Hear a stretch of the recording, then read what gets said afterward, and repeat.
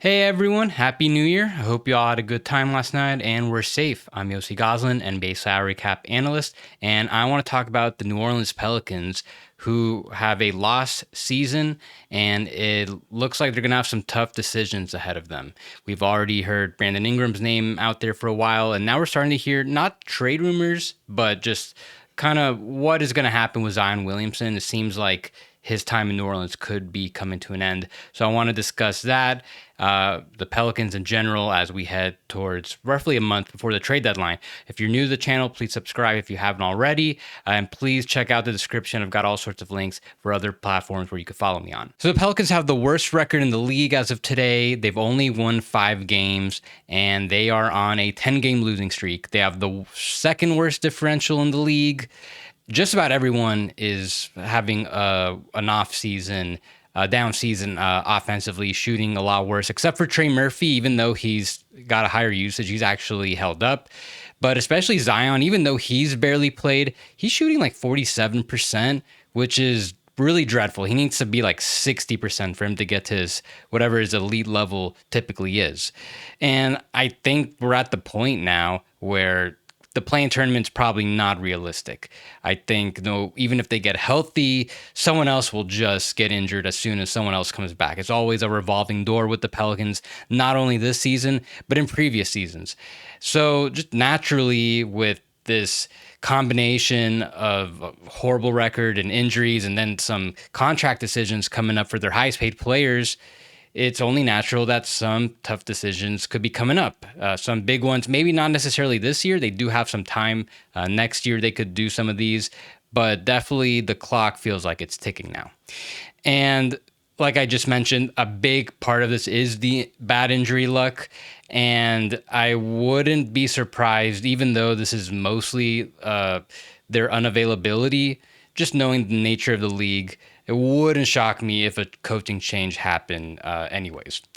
So as far as the roster goes, I would think just about everybody is fair game, except for Trey Murphy, Herb Jones, and Yves Missi. I highly doubt those 3 players are available, but everyone else probably could be acquired. DeJounte Murray, to some extent, just considering everything that they gave up for him, I don't see them moving him right now. And anyways, they probably lose value because he's also having just a really bad shooting season so far. So if the Pels don't make a major move, which wouldn't surprise me if they don't, they'll probably at least do a salary dump. So as you can see right now, they are $2.1 million over the luxury tax. But DeJounte Murray has some incentives that are applied to this number right now. And if he misses just one more game, then he won't be able to get those incentives. It's worth $700,000. So I would, seeing that he needs to play out the rest of the season completely healthy, I wouldn't expect that. So if I take out those $700,000, then the Pelicans are effectively like 1.4 million over the luxury tax, in which case all you got to do is dump one minimum player. Maybe another team needs a backup center and take Daniel Tice out their hands. So here's this interesting report that came out on Zion Williamson today by ESPN, written by Bobby Marks and Tim McMahon, and it basically discusses his future. And even before this, I think a lot of us had the feeling that his time in New Orleans is probably coming up. And what's really accelerating that timeline is the fact that his contract, this max contract he signed in 2022, has been mostly non-guaranteed. The first year, I believe, was guaranteed. Last year, this season is only 50% guaranteed. So they can actually cut him right now within the week before all salaries get guaranteed, and they'd only owe him half of his $36 million salary. I highly doubt they do that, especially because all the future years are non-guaranteed. So the way this contract is structured in subsequent seasons is it has these guarantee triggers, mainly for weight and then games played.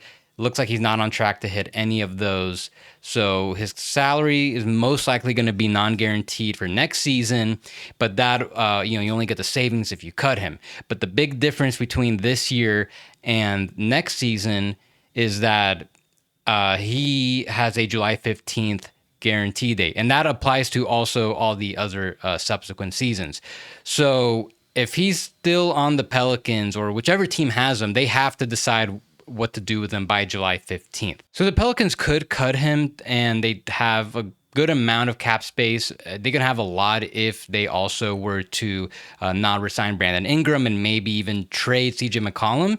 But I doubt they go down this path. One, there's just no really good free agents to pursue this summer. But then also, there's some value to this contract. There should still be a team out there willing to take a chance on him, especially with very minimal strings attached, that considering that they could get off him. So one executive mentions the idea of Zion being used for salary cap savings in a trade. So he gives an example where a team could acquire him now, maybe one that's over the second apron and needs to save a lot of money, and then they can cut him in the offseason to get those savings. I could see that happening, but not yet. I think there's still going to be plenty of teams interested in bringing him in as a player and seeing if they can get some good results with him. But if that doesn't work, maybe after enough teams go through him, and if it's still not working out, eventually some team will probably acquire him for that specific purpose. And then there's mention of the Pelicans potentially getting one or two rotation players for him, as well as the first round pick, which kind of sounds like the return the Wolves got for Karl Anthony Towns, but I would expect the players and picks probably to be in combination lower quality. And then later there is mention of some teams. So the Warriors, for example, they've been trying to get an all-star since the offseason to try to get Lauri Markkanen before he renegotiated his contract with the Jazz, and they are linked to Jimmy Butler, but sounds like he might not be available right now. So I could understand why some teams might point to the Warriors, but I think it's making a lot less sense now than if it were before the season started, just because the Warriors aren't looking that good after their pretty good start. They're now roughly hovering around 500. And I don't think it's such a great idea right now for them to trade a first round pick after 2 years. If they have this, if they end up keeping this pace, they'll have missed the playoffs 2 years in a row. They're not going to, it'll just make trading first round picks a little more risky. I don't think trading Jonathan Kuminga makes sense. Maybe if you can just get him for Moses Moody being the highest quality player you're able to send out, okay, that might be worth the risk. But then if you're the Warriors, you need to send out more money. Are you sending out Andrew Wiggins or Draymond Green? Because I don't really like the fit of Zion and Draymond Green.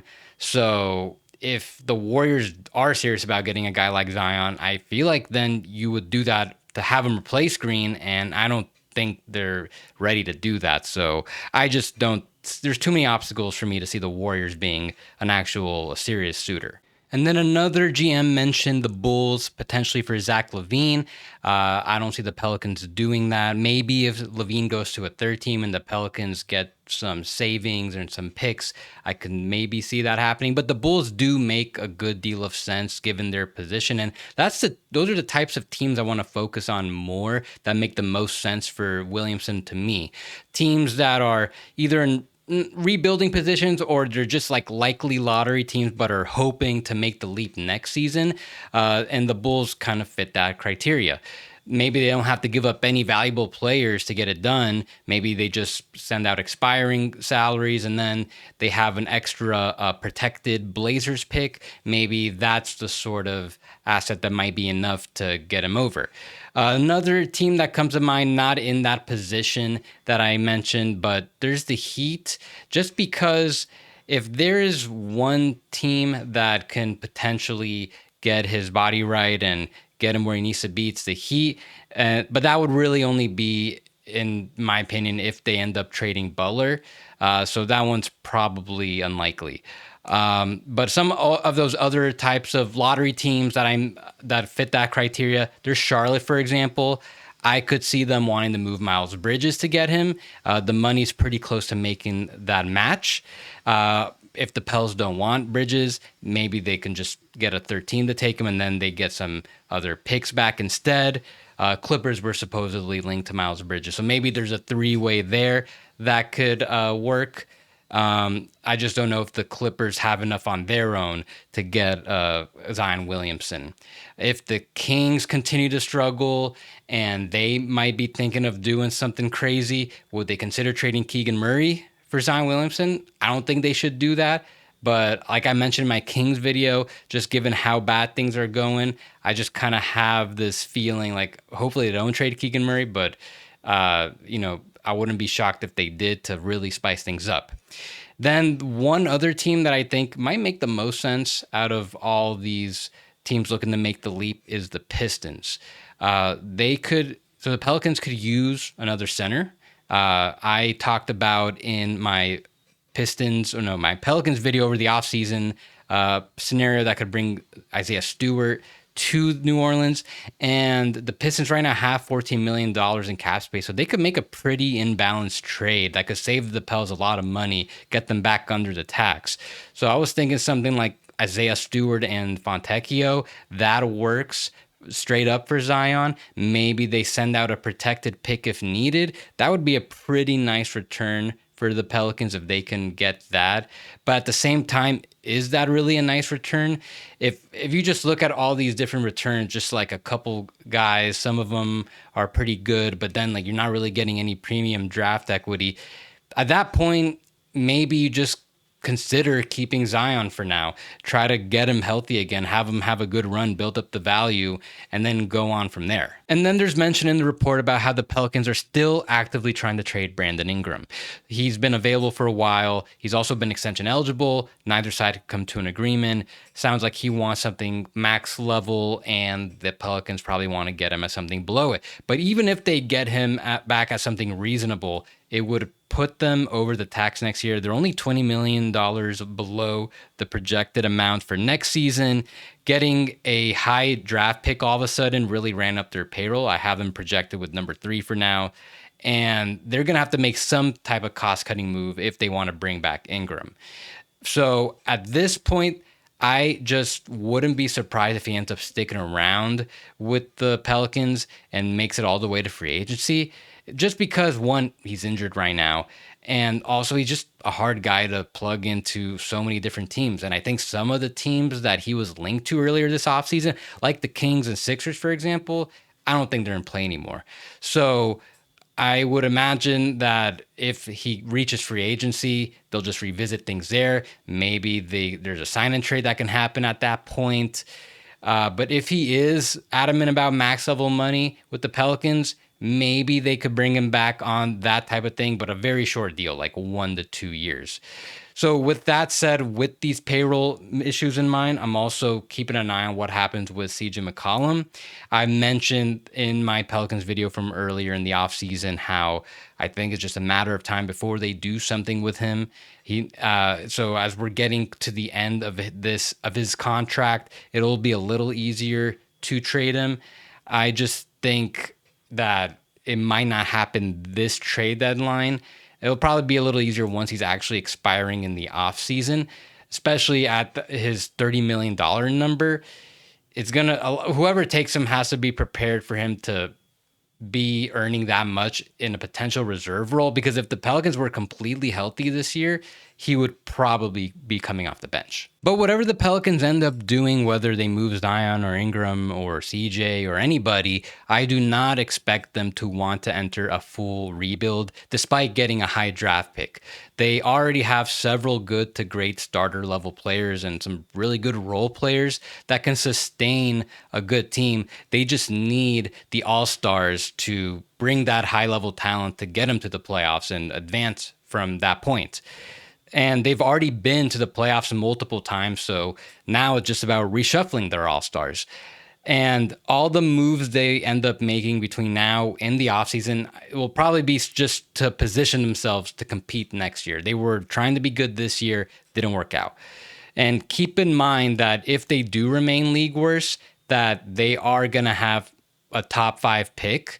So they have all their own first round picks going forward.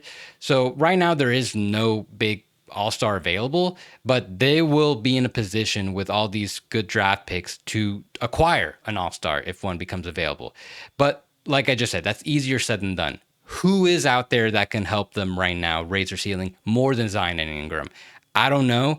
And only time will tell. Right now, there's really no one available, but that will probably change in the offseason. But when you look at their history, that they've never acquired an all-star in a trade like that. Who are their best franchise players? Chris Paul in New Orleans, Anthony Davis, Zion Williamson. They all drafted those guys. Brandon Ingram, they acquired for Anthony Davis. So they may have a tough time getting their new all-star through a trade just because not necessarily the value that they have. They have stuff to offer to make a trade work, but historically, it's never happened. They've never been able to do it. So their best shot at an all-star could be through the draft again. Maybe they're able to get someone really good with their top pick, or maybe a guy from within like Trey Murphy blossoms enough to become an all-star. But overall, I also still think the Pelicans front office has done a pretty good job in these past 6 years.